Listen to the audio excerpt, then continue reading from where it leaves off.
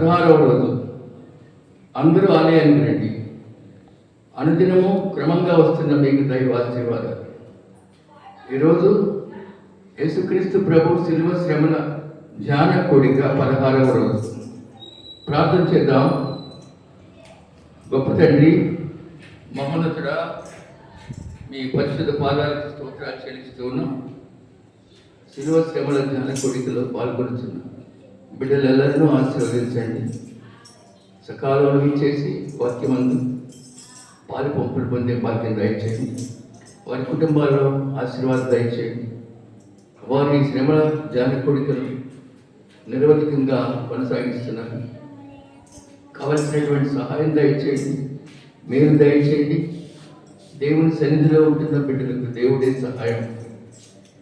ఈ కోడికను ఆది అంతా మీరేంటి నడిపించండి. యేసునామం అడుగుతున్నాం తండ్రి, ఆమేన్. దేవుని బిడ్డలారా, దేవుడు స్వస్థత ఇస్తాడు, ఎవరి వల్ల కాదు. దేవుడు స్వస్థత ఇస్తాడు. ఒకవేళ మందులు వేసుకుంటూ స్వస్థత వచ్చినా అది కూడా దేవుడి కార్యమే. దేవుడు దీవిస్తాడు. ఇన్ని రోజులుగా ఇదిగో 16వ రోజు. ఇన్ని దినాలు శ్రద్ధగా వచ్చిన మీకు మీరేమి కోల్పోరు. దేవుని వద్ద నుండి ఆశీర్వచనాన్ని పొందుకుంటారు. చాలామంది పనులకు వెళ్ళి లేట్ అవుతున్నట్టున్నారు. అయినా ఎలాగో తెమల్చుకొని వస్తున్నారు. అది ఇంకా చాలా సంతోషం. దేవుడి పనికి ఎప్పుడు కూడా నీరసం లేకుండా స్పీడ్గా రావాలి. దేవుడికి ఒక గంట కదా మనం సమయమిస్తుంది. దేవుడు మేము దీవించును కాక. మీ పనుల్లోనూ మీ ఆరోగ్యంలోనూ దేవుడు మేము ఆదరణ దయచేయను కాక. దేవుడు వాక్యం చదువుకున్నాం. మార్కు సువార్త 4వ అధ్యాయం 35 నుంచి 41 వరకు చదువుతాను, వినండి. మార్కు సువార్త 4వ అధ్యాయం 35 నుండి 41 వరకు. ఆ దినమే సాయంకాలమైనప్పుడు ఆయన అద్దరికి పోదమని వారితో చెప్పగా వారు జనులను పంపివేసి ఆయనను ఉన్నపాటున చిన్న దోణిలో తీసుకొని పోయి ఆయన వెంబడి మరికొన్ని దోణిలు వచ్చారు. అప్పుడు పెద్ద తుఫాను రేగి ఆయన ఉన్న దోణి మీద అలలు కొట్టినందున దోణి నిండిపోయెను. ఆయన దోణి అమర తలగడ మీద తలవాల్చుకొని నిద్రించుచుండెను. వాడు ఆయన లేపి, బోధకుడా, మేము నశించిపోతున్నాము, నీకు చింత లేదా అని ఆయనతో అడిగి.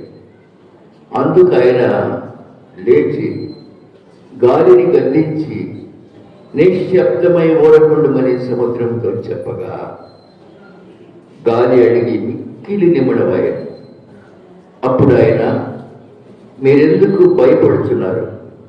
మీరింకనూ నమ్మిక లేక ఉన్నారా అని వారితో చెప్పారు. వారు మిక్కిలి భయపడి, ఈయన ఎవరో, గాలియు సముద్రమును ఈయనకు లోపడుచున్నవని ఒకరితోనొకరు చెప్పుకొని. తండ్రి, పరిశుద్ధ వాక్యం మనందరి వినికిడిలో దీవించును గాక. ప్రార్థన చేద్దాం.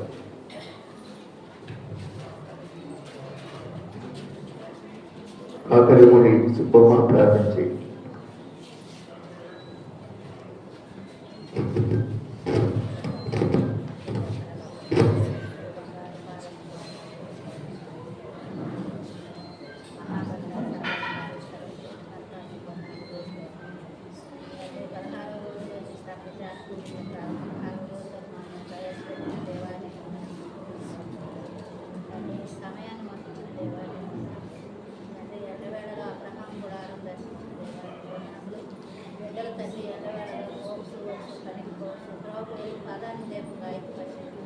గమనించేటువంటి కాపుదర్వాద ఆయన పెరుగుతున్న దేవాలయ ఆకారంలో తండ్రి తండ్రి ఈ ఆలయంలో ఒక్క దినం పడితే వైద్యం శ్రేష్టమని ప్రతి ఒక్కరూ తండ్రి తరపడి వచ్చులాగా సహాయం చేయాలి.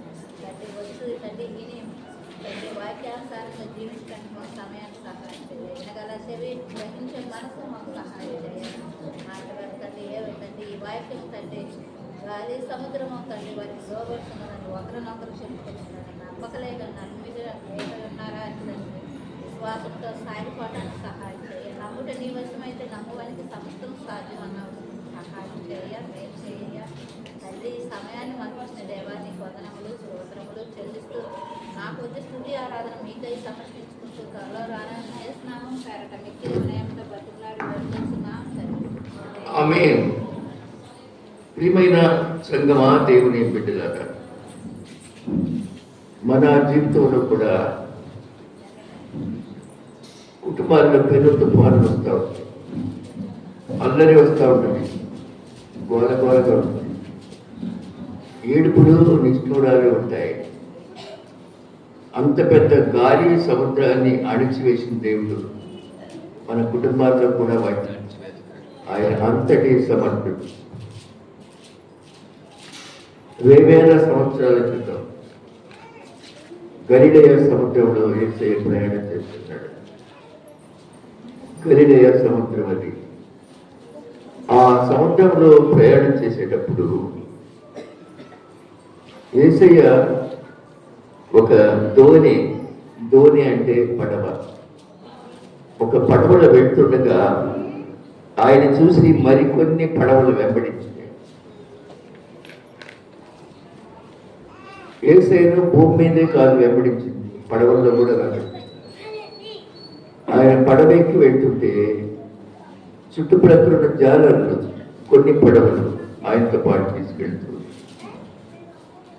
యేసు ఇంటిలో ఉన్నా, బయట ఉన్నా, భూమి మీద ఉన్నా, నీటి మీద ఉన్నా, ఎక్కడ చూసినా ఆయన వెంబడిస్తూ ఉంటారు.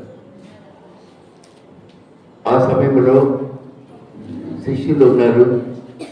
ఆ దోణి లేక పడవ మన పడవలో యేసయ్యేమో అమరం మీద తలవాల్చుకొని నిద్రపోతున్నాడు. ఆయనకు భయం లేదు. ఆయన శక్తిగల దేవుడు కనుక అమరం మీద, ఓడ పైభాగంలో ఉండేది అమరం మీద తలవాల్చుకోవడానికి, కొంచెంసేపు పడుకోవడానికి వీలుగా ఉంటుంది. అక్కడ కొంచెం ఫ్లాట్గా ఉంటుంది.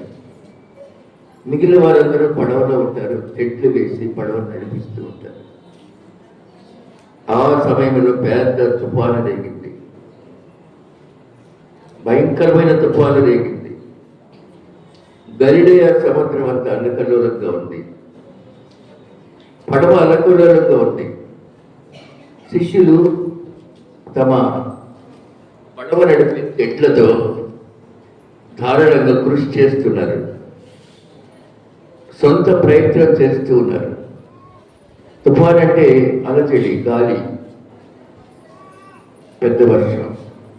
పడవ ఇలా అయిపోతా ఉంది. దాన్ని కంట్రోల్ చేయడానికి శిష్యులు పడవలో ఉన్న చెట్లను ఉపయోగిస్తూ ఉన్నారు.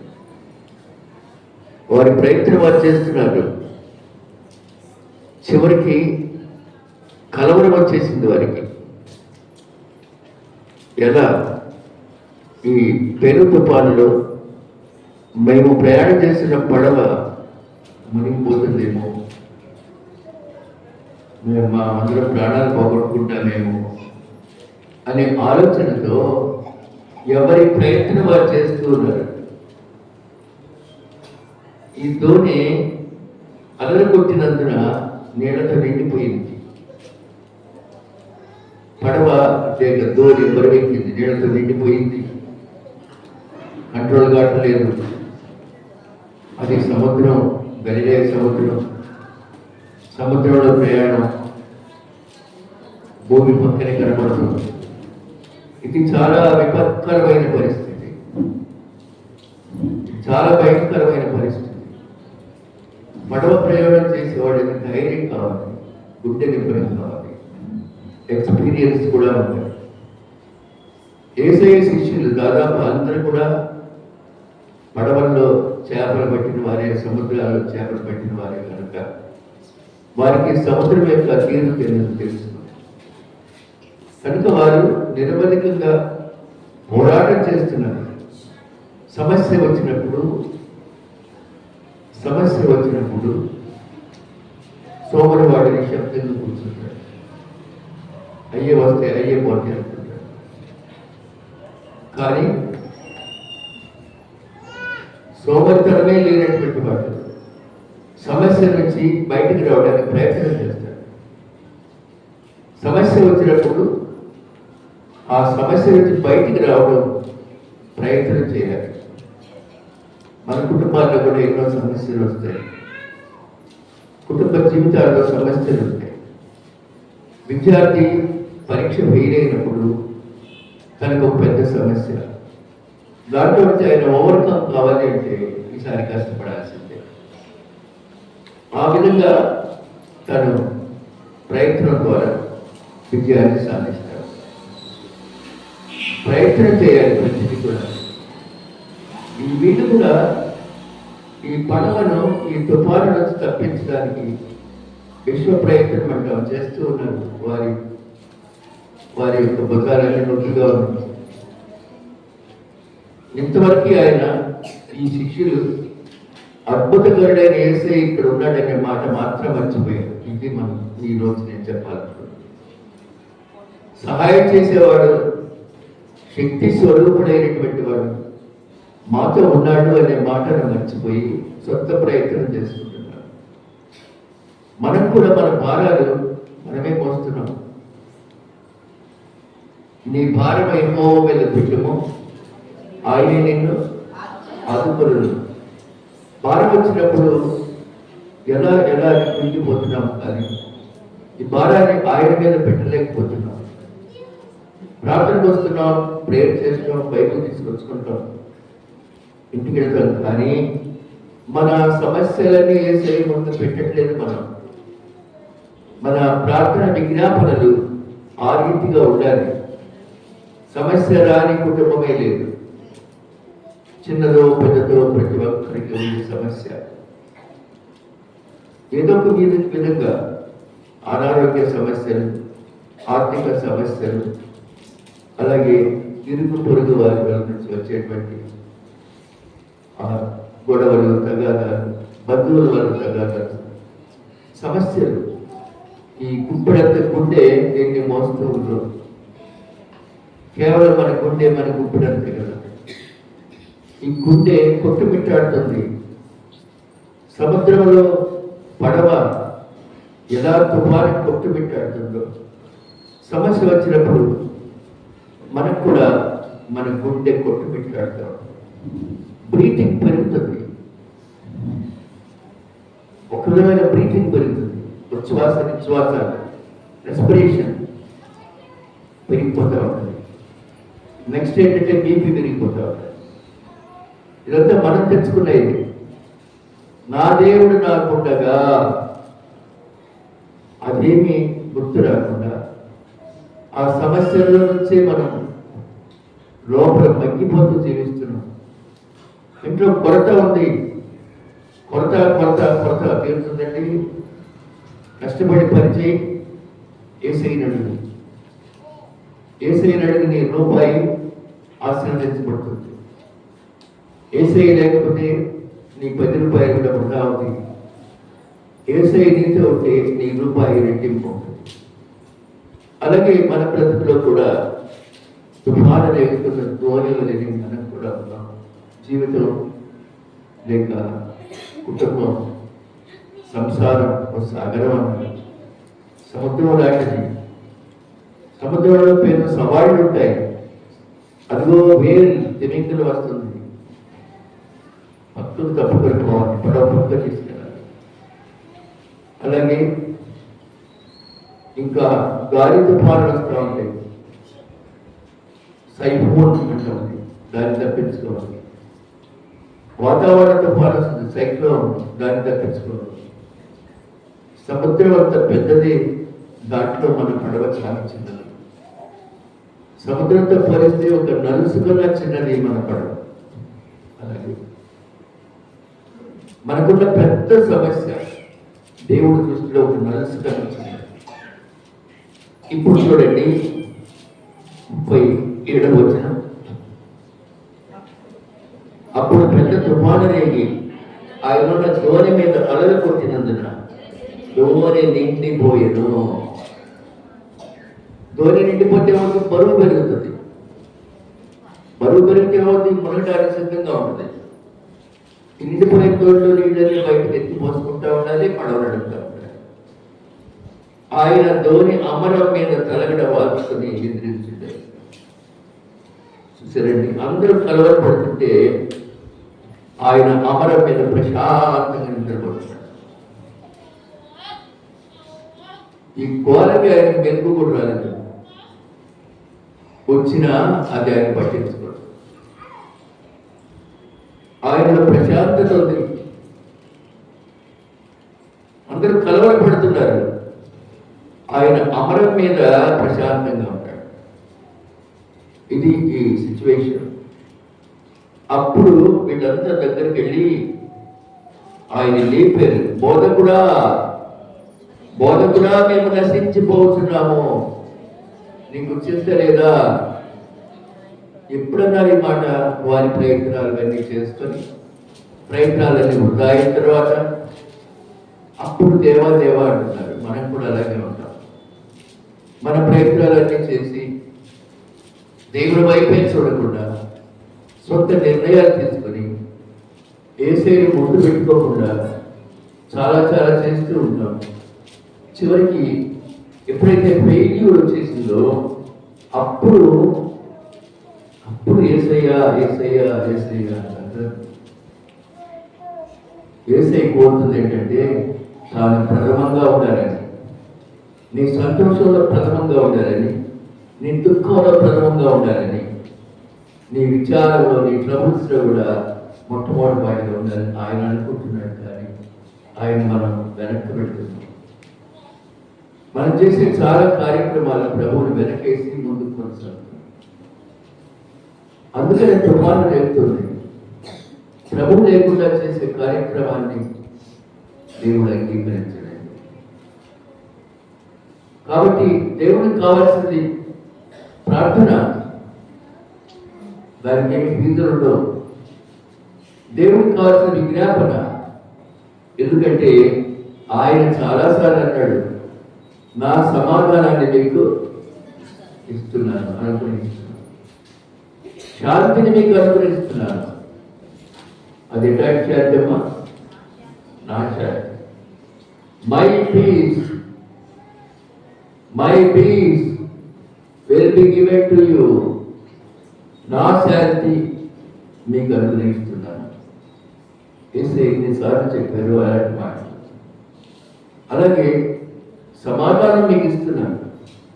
యేసయ్య శిలువలో మరణించిన తర్వాత శిష్యుల్లో సమాధానం పోయింది. ఎక్కడ వారు ఎక్కడ పారిపోయినారు. రాడవ వారు సైన్యం పట్టుకుంటారని గదిలోకి వెళ్ళిపోయి తలుపులు వేసుకున్నారు. వాడు గదిలో తలుపులు వేసుకున్నారు. అప్పుడు చేసిన తర్వాత ఇదంతా 3 రోజుల తర్వాత డిస్టర్బ్ అయిపోతున్నారు. అందరూ బోటులు బిగించుకున్నారు. వేసిన తలుపులు వేసి ఉండగా యేసయ్య వచ్చేసాడు. అప్పుడు ఆయన మరణానికి జయించిన వాడిగా ఉన్నాడు. లోపలికి వచ్చేసినాడు. అయ్యో యేసు యేసు యేసు అని చెప్పుకుంటున్నాడు. ఇప్పుడు వరకు ఆయన మరణించాడు అనుకుంటున్నారు, పుస్తకాన్ని చేయబడ్డాడు అనుకుంటున్నారు. ఆదివారం తెల్లవారుజామున తెలిసిన మళ్ళా మర్చిపోయారు అది. అప్పుడు ఆయన సమాధానం మీకు కలుగుతుందా, let peace be given to you. శిష్యులారా మీకు సమాధానం కలుగుతుంది. తలుపులు వేసుకొని కూర్చోవడం అంటే ఎంత అలజడండి. ఎవరు వచ్చి చంపేస్తారని కదా. అలాంటి దశలో నేనున్నానని చేస్తే అక్కడికి వెళ్ళినాడు. ఇక్కడ కూడా చూడండి, బోధకుడా మేము నశించిపోతున్నాము, నీకు చింత లేదా?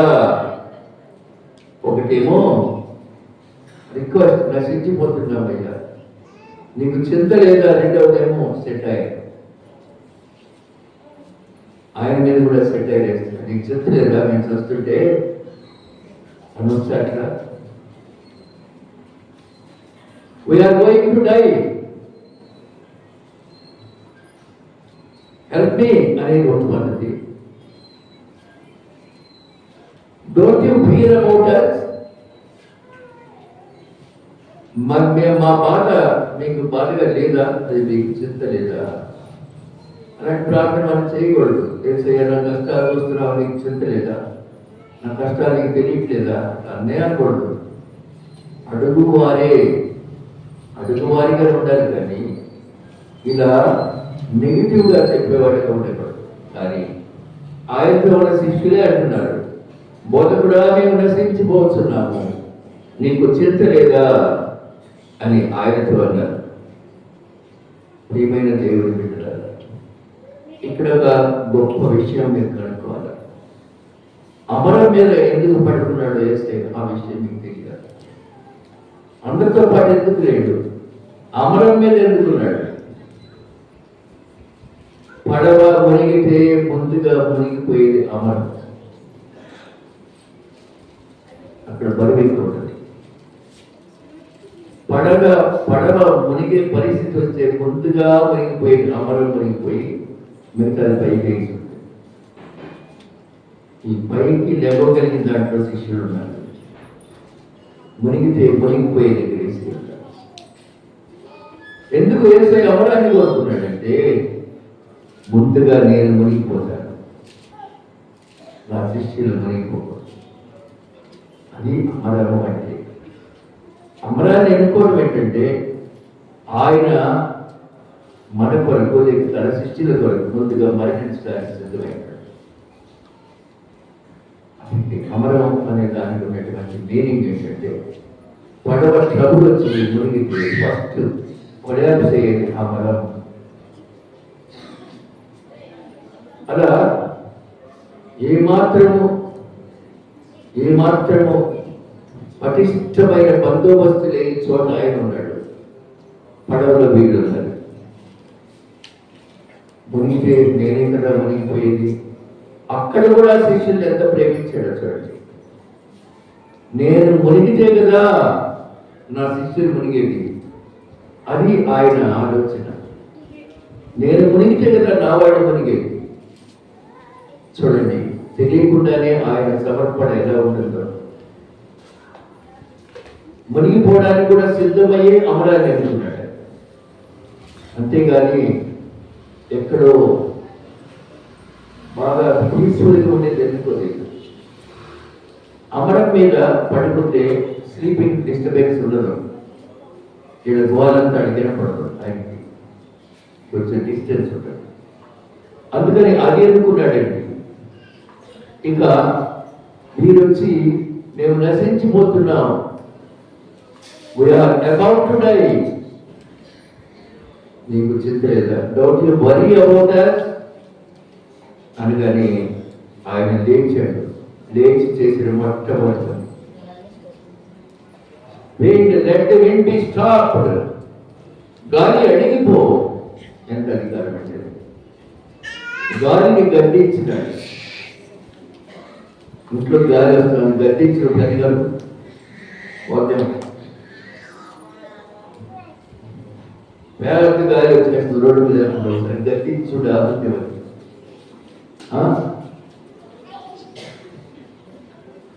గాలిని గద్దించి నిశ్శబ్దమై ఓడకుండా సముద్రమా, పెరుగాలిని గద్దించినాడు. సముద్రమా బీ సైలెంట్. రెండు విషయాలు. పెరు తుఫాను తెప్పించేటువంటి గాలిని అడిస్తున్నాడు. ఉవ్వెత్తున కెరటాలతో ఎగిసిపడుతున్న సముద్రాన్ని నిశ్శబ్దంగా ఉండు, నీ హోరు ఆపు. ఎంత గొప్ప దేవుడు అండి. గాలిని అడచగలిగిన వాడు, హోరుగా అడచగలిగిన వాడు. మన కుటుంబాల్లో నిరవధిక పోరు ఉంటుంది. అప్పుడప్పుడు సైతాన్ని ఏమన్నా నవ్వుకుంటాడో పదే పెట్టి అంటున్నాడు. ఉదయం నుంచి సాయంత్రం దాకా పోరే ఉంటుంది. ఇది కూడా అలజడి. సంసార నౌకలో చెలరేగినటువంటి అలజడి. చుట్టుపక్కల వాళ్ళు ఓ చెవి చేస్తారు బాగా విందామని, అంతే తప్ప ఇంకేమి చేయదు.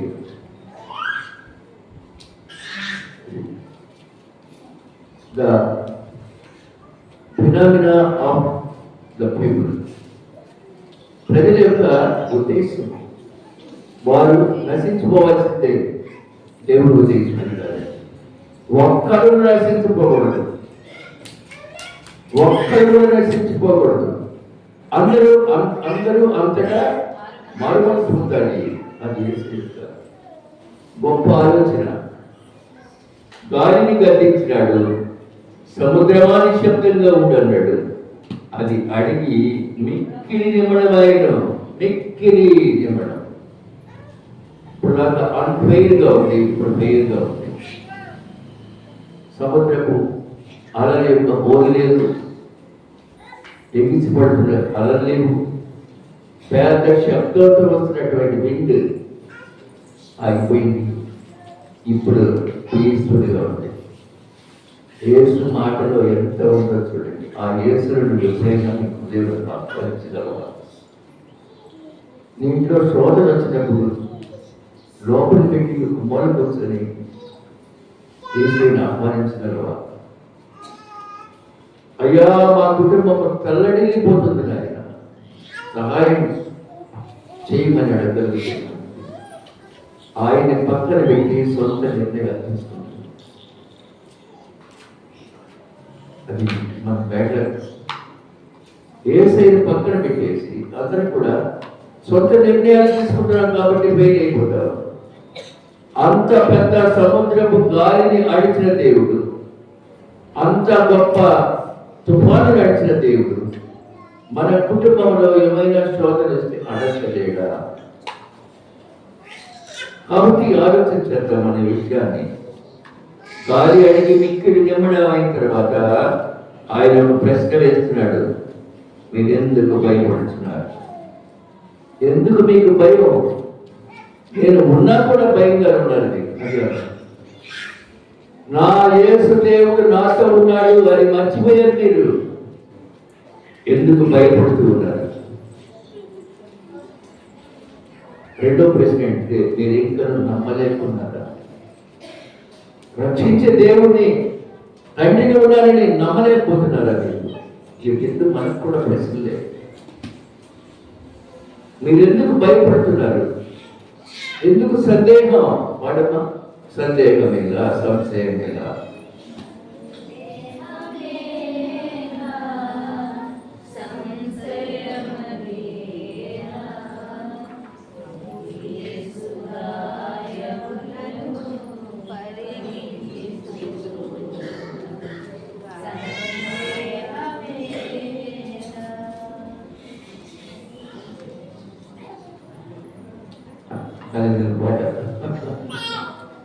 సరే, ఎనీథింగ్ భయం జరగడానికి పవర్, కొత్త బ్యాటరీ వేస్తే బ్యాటరీ వెలిగితే పవర్ ఉండాలి, గొంతులో పవర్ ఉండాలి కదా, కమాండ్ ఉండాలి.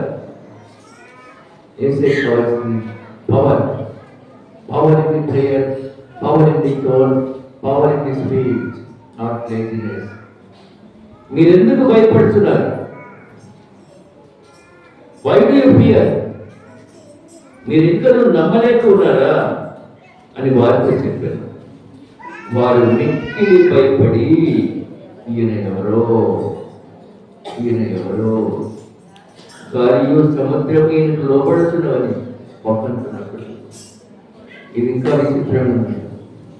యేసయ్యతో ఉండి ఈయన ఎవరో ఏంటి కరెక్ట్ ఉంది. యేసయ్య అద్భుతాలు అప్పటికే చాలా చూశారు,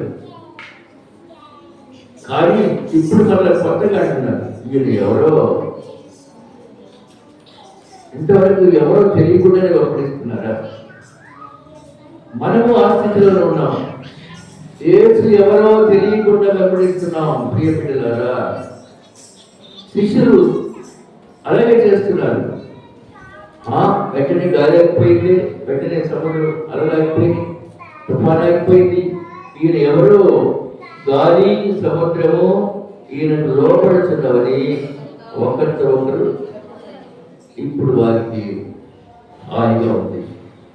ప్రియమైన దేవుని బిడ్డలారా, అలాగే మన జీవితంలో కూడా దేవుడు లేనందువల్ల సమాధానాన్ని కోల్పోతున్నాం. ఒక ఇల్లు పాలరాతితో నిర్మించడం, మొత్తం ఫ్లోరింగ్ అంతా పాలరాయి, స్తంభాలన్నీ గ్రనైట్, చాలా గొప్ప ఖరీదైన ఇల్లు. ఒక పార్టీలో ఇంట్లో పెట్టారు, వెండి అప్పుడు చుట్టూ చూశాడు. గొప్ప ఫర్నిచర్, సోఫాలు, ఫర్నిచర్, అలాగే ఆ షింకు దగ్గర ఒక ట్యాప్, హాట్ వాటర్ ఒక ట్యాప్, కోల్డ్ వాటర్. అయ్యో స్వర్గంలాగా ఉంది అనుకుంటా ఉన్నాడు. అంతలోకి ఆ ఇంటి యజమాని వందనాలయ్యా, అమ్మా నీ ఇల్లు ఎంత ప్రశాంతంగా ఉందమ్మా, స్వర్గంలో ఉన్నట్టుంది అన్నాడు. బాబు ఇల్లు నరకపోమయ్యా, ఇల్లు నరకపోమయ్యా. చుట్టూ చూశాడు, ఎటు చూసినా పాలరాయి, ఎటు చూసినా గ్రానైట్ స్టోన్స్, చాలా విలువైన ఫర్నిచర్. కానీ ఏమేమంటుంది ఇల్లు నరకపో. ఏమా ఎందుకు అలా అన్నారు అంటే, కోడలు రోజు గొడవ పడుతుందయ్యా, కొడుకు నా రోజు క్రితం చెయ్యని కొట్టుకుపోయిందయ్యా. పేద పంట తెచ్చి చేతి మీద కొడితే చెయ్యకపోయిందయ్యా. హాస్పిటల్లో నదేమో పుట్టింది.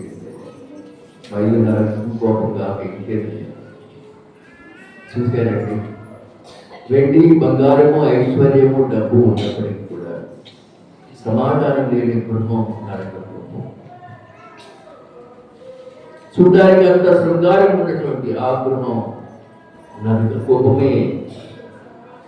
ప్రియమైన దేవుడు బిడ్డగా అర్థం వచ్చిందన్నేమో గోడ కొట్టింది కాదు. అలాంటి బోర్ ఉన్న గృహాల్లో వేస్తే ఎక్కడుంటాడండి? అన్నీ ఉన్నాయి కానీ సమాధానం లేదు. చాలా గృహాలు ఇలాగే ఉన్నాయి, తినడానికి అన్నీ ఉన్నాయి కానీ సమాధానం లేదు. నిద్ర పట్టట్లేదండి, స్లీపింగ్ డిస్టర్బెన్స్. కానీ ఆయన పేరు సమాధానకర్త. నీ దేవుని యొక్క మరొక పేరు సమాధానకర్త. సమాధానకర్తను వదిలి మనం చాలా బలి అయిపోతూ ఉన్నాం. ఒకసారి యేసయ్యను ఒక శ్రీమంతుడు భోజనానికి పిలిచినాడు. చాలా భాగ్యవంతుడు. లూకాసు వార్త 7వ అధ్యాయం 36వ వచనం చూద్దాం. లూకాసు వార్త 7వ అధ్యాయం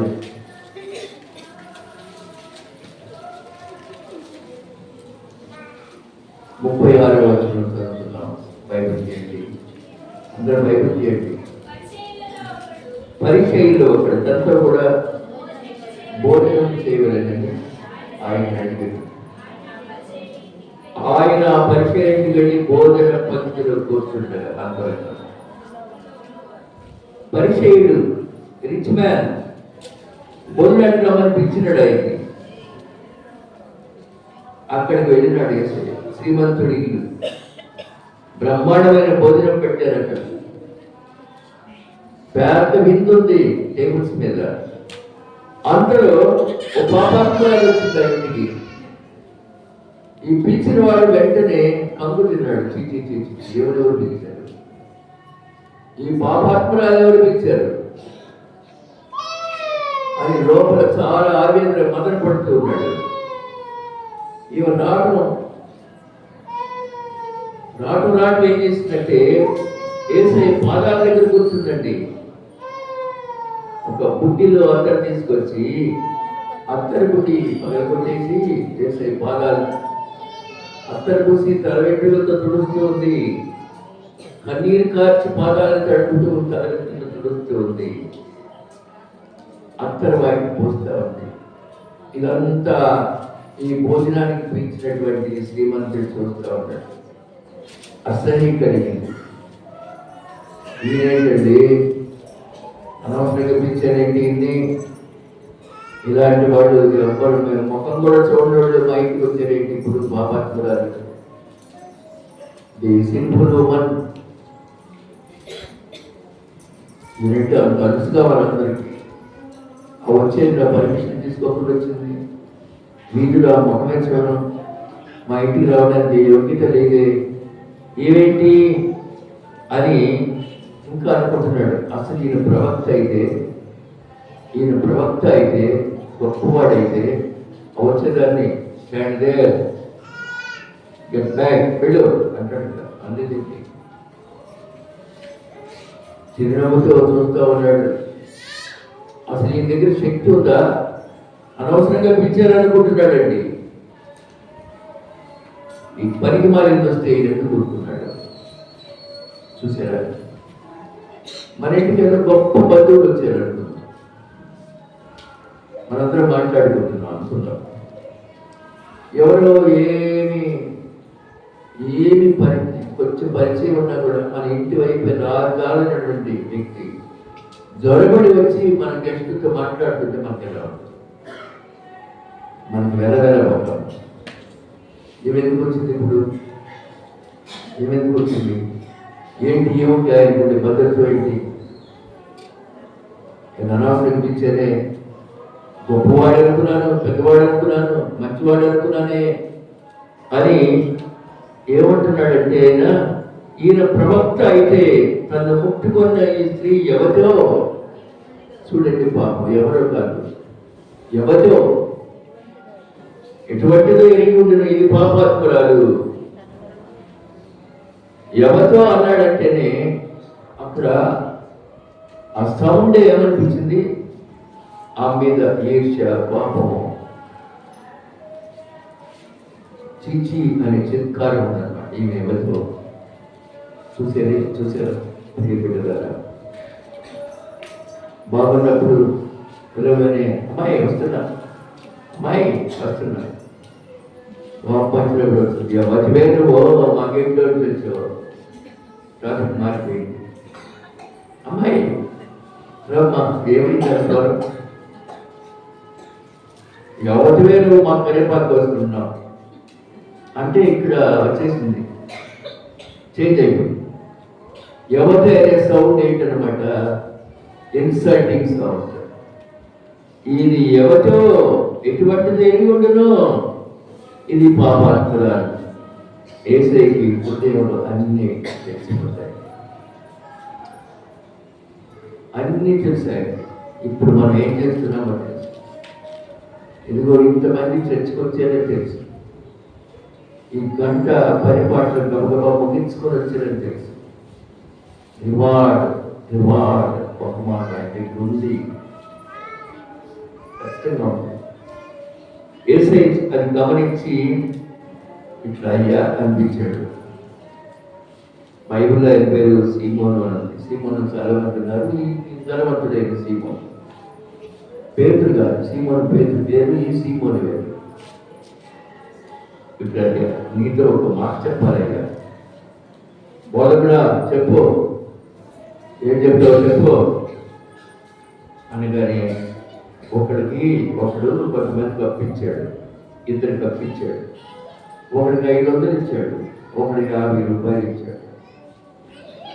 వాళ్ళిద్దరు కూడా కట్టట్లా, చెల్లించట్లా. చివరికి వారి వద్ద ఏమీ లేకపోతే 1 రూపాయలు కట్టి మీ ఇద్దరిని నేను క్షమిస్తున్నాను అన్నాడు. కాబట్టి ఎవరిని ఎక్కువ ప్రేమించాడు, ఎక్కువ రుణం ఉన్నవాడే ప్రేమించాడు, తక్కువ వాడిది ఏముంటుంది అనగానే బాగా చెప్పారు, ఎక్కువ పాపం చేసిన తీరు నేను ప్రేమిస్తున్నాను అని చెప్పి, ఈ స్త్రీని చూస్తున్నావు కదా, ఈ స్త్రీని చూస్తున్నావు, నేను ఇంట్లోకి రాగా నీవు నా పాదాలకు నీళ్ళు ఇవ్వలేదు. చూసారండి, సాంప్రదాయాలను పాటించడా, యేసయ్య వాడు మా ఇంటికి వచ్చాడని గ్రహిస్తున్నావు కానీ you never care about giving water to wash my feet. నా పాదాలకి నేను నీళ్ళు ఇవ్వలే. జనరల్గా చుట్టాలు రాగానే మనం ఏం చేస్తామండి, పాదాలకు నీళ్ళు ఇస్తాం. పాత సాంప్రదాయం ఇప్పుడు మారిపోయింది. ట్యాప్ కట్టుకుపోయారు. ఇప్పుడు లేటెస్ట్ స్టైల్ కట్టడం అది పొద్దు కానీ లేదా బకెట్ బాయ్ ఉంది కానీ కడుపుతాడు. మారిపోతుంది సమాజం. నువ్వు నా పాదాలకి నీళ్ళు ఇవ్వలా, కానీ ఈమె తన కన్నీళ్లతో నా పాదాలను తడిపేస్తుందండి. కనీసం ఒక గ్లాసు నీళ్ళు కూడా ఇవ్వలేదు, కానీ ఆమె కన్నీళ్లు నా రెండు పాదాలను తడిపిస్తాయి.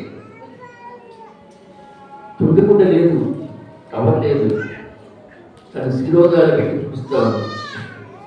అది ఆమె పరిచర్య. రాగానే గెస్ట్ ముందు పెట్టుకునే ఆచారం ఉంది అక్కడ సాంప్రదాయం. నువ్వు నన్ను ముద్దు పెట్టుకోలేదు. అలాగే తల మీద నూనె వేసి అమ్ముతారు అరేబియన్ కల్చర్లో. ఒలివ నూనె వేసి జీతే బ్రహ్మ భయ అంటారు. బాగా జీవించు తమ్ముడు, జీతే రంగు మహన్ అంటారు. సో నేను బాగా బ్రతికి నూనె అరేబియన్ కంట్రీస్లో సరే. నువ్వు నా తల అంటలేదు, కానీ నువ్వు నా తల కూడా పట్టుకోవడానికి ఇష్టపడదు, కానీ నువ్వు నా పాదాలకి అసలు పుస్తీ. ఆమె విస్తారంగా నన్ను ప్రేమించింది కనుక ఆమె విస్తారమైన పాపములు క్షమించబడను. ఎవరికి కొంచెంగా క్షమించబడను వాడు కొంచెంగా ప్రేమించను. అమ్మా, నీ పాపాలు క్షమించబడి ఉన్నాయి. భోజనానికి వచ్చినాడు అంటున్నారు. పాపాలు క్షమించుకునేది ఎవరు? ఇతనికి ఎవరిచ్చారు అధికారం? అయ్యేం పట్టించుకోండి వేసేయ. అమ్మా, నువ్వు వెళ్ళు, నీ విశ్వాసం నిన్ను రక్షించను కనుక సమాధానం కలగండి. వెళ్ళుమో, నీ విశ్వాసం నిన్ను రక్షించు. సమాధానం వెళ్ళమ్మా. లోకమంతా చేదరించుకుంటుంది కదా. ఇదిగో ఈ ధనవంతుడు కూడా చేదరించుకున్నాడు కదా. నేను అలా కాదమ్మా, నీ విస్తార పాపములు క్షమించబడు. పాప క్షమాపణ ఆయన వంతు. పాపాలు క్షమించే అధికారం ఉంది ఆయన. గమనించండి, దేవుడు భూలోకంలో ఎంత డబ్బిచ్చినా పాపాలు క్షమించే అవకాశమే లేదు. కానీ మన పరిచర్య ద్వారా, మన విశ్వాసం ద్వారా, మన విధేయత ద్వారా ఆయన మన పాపాలు క్షమించడానికి సిద్ధంగా ఉన్నాడండి. బైబిల్ చెబుతుందండి, రక్షించలేరకుండానట్టు యెహోవా హస్తము పురచ కాలేదు, విననేరకుండానట్లు ఆయన చెవులు మందం కాలేదు కదా. నువ్వు ఎంత మెల్లగా చేసినా, హృదయంలో చేసినా ఆయన చెవుల్లోకి వెళ్ళిపోతున్న ప్రార్థన. నువ్వు రక్షించబట్టే ఆయన ఎక్కడున్నా ఆయన చెయ్యి చాపి నేను రక్షిస్తాను. తెలుసు కదా, పేరు అక్కడ ఉనిగిపోతుంటే ఇక్కడున్న వేస్తే పట్టుకో చేయకుండా. పడవలో ఉన్నాడు ఆయన. పేరు ఏమో నేను నడుస్తానన్నాడు, స్టార్ట్ చేసాడు. అవిశ్వాసం వచ్చేసింది, మునిగిపోతున్నాడు. మొదటిగా మునిగిపోతున్నాడు, కానీ ఇట్టన్నాడు అని చెయ్యి ఇక్కడే కూర్చున్నాడు. అలాగన్నా ఆ చెయ్యి బయటికి. అది కదా రక్షించనేరకుండానట్లు యెహోవా హస్తము పురచ కాలేదు, విననేరకుండానట్లు ఆయన హస్తము ఇంతగా లేదు. అట్లయితే ఈ రాత్రి మీతో మనం చేస్తున్నాను. దేవుడు వింటాడు ప్రార్థన. దేవా, నా పాపాలు క్షమించు. దేవా, మా ఇంట్లో సమాధానం లేదు. దేవా, నాకు చదువులో ఎక్కువ విజ్ఞానం రావటం లేదు. నీ ప్రతి సమస్య, చిన్నదైనా పెద్దదైనా, putting at the feet of the lord. నీ ప్రతి సమస్య యేసే పాదాల దగ్గర పెట్టి ఆయన ఆదుకునే దేవుడు, అట్టి కృపగల దేవుడు, అట్టి దయగల దేవుడు. నీకు రక్షణ సమాధానం అనుగ్రహించిన కాక ఆమేన్. కలవచ్చండి, ప్రార్థన చేద్దాం. బిడ్డలు తిరిగి గంటలో అవి కొడుతారు కదా, రాసుకోండమ్మా. మార్క్స్ వార్త 4వ అధ్యాయం 35 వచనం. మార్కు 4:30. ప్రార్థన చేద్దాం. మహోన్నతుడా, సమాధికారి, గొప్ప దేవా, పరమ తండ్రి, నీకు స్తోత్రాలు. మునిగిపోతున్న పెను తుఫానులో మునిగిపోయే నావను గాలి తుఫాను నుంచి, సముద్ర కోట నుంచి కాపాడినావు. ఎన్నో పాపాలు చేసిన స్త్రీ తన పరిచర్య ద్వారా పాప క్షమాపణ పొందించి భోజనానికి పిలిచిన వాడు రక్షించబడలేదు, కానీ పాదాల వద్ద పాప క్షమాపణ కోరిన బిడ్డ రక్షించబడింది. ఈ తారతమ్యాన్ని మేము గమనించాలి. ఆయన భౌతికంగా ఆహ్వానిస్తున్నాం, పట్టణంలో ఆహ్వానించట్లేదని.